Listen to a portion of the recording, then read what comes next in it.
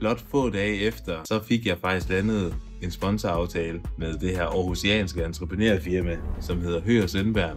Det gjorde for mig kort tid, der fik jeg nye sponsorer, som var meget imponeret over mit materiale og engagement. Der er nok kun gået 5 dages tid, og jeg havde allerede et sponsorat der. Da jeg var kommet ind og ud, der havde kun gået 7 minutter. Så jeg er måske fremlagt i 4 minutter, og allerede der har han sagt ja. Efter mig og Sponsor Academy havde færdiggjort den første ansøgning, der gik der ikke mere end en uge hos den første virksomhed, jeg henvendte mig til, før jeg fik det første sponsorat.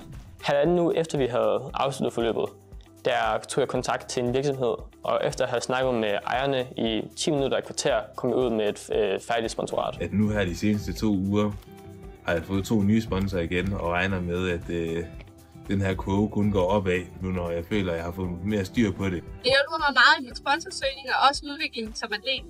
Jeg kunne 110% anbefale et samarbejde med Sponsor Academy.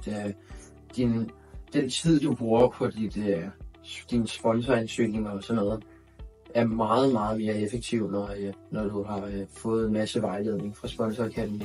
Det er derfor, jeg i hvert fald varmt kan anbefale Sponsor Academy, og de har i hvert fald været en stor faktor for, at min rejse er lykkedes.